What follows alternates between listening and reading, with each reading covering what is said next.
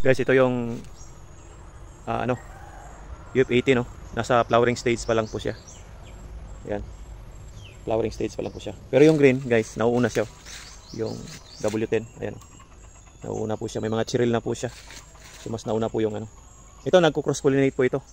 Itong green, yung W10, tsaka UF18. Yung W10, itong green na to, self-compatible po siya. Maganda po siya. Pero may mga downside po siya, kaya pinagsama natin sa ano, pinagtabi natin sa ayan, yung UF18. May downside din yung UF18. So, alam mo, mas maganda, mas maraming clone, iba-iba, mix, para may choices. At saka pagka nagkaroon ng problema yung isa, meron ka pang isa. Yun ang purpose doon. Saka mag-aabono tayo ng ano, ito complete saka putas. Bubos natin yung putas ngayong buwan na ito. Yan, para gaganda, dadami yung bunga, dadami yung bulaklak niya, at saka bubunga siya. Ano to? Potassium at saka NPK lang po. NPK. Kahit ano pong NPK, ginamit ko Yara, mas maganda. Tsaka putas, Atlas. 300 grams per tree.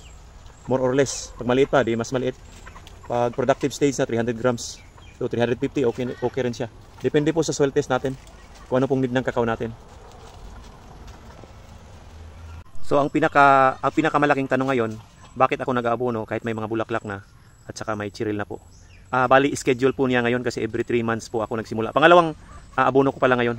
Last February or March, April, May, June. So pang 3 months po ngayon. So hindi pwede na hindi ako mag-aabono. Hindi pwedeng mapapas mo o malilipasan ng gutom yung kakao natin.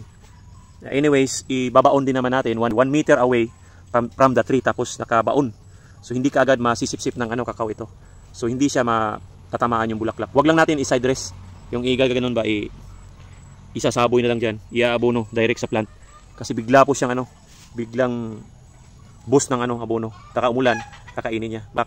Magkakaroon siya ng reaction kaagad. Mas maganda yung guys, suggest ko po sa nag-abono, digging talaga yung ibabaon talaga yung abono kasi walang masasayang. Yun lang po, schedule natin ngayon.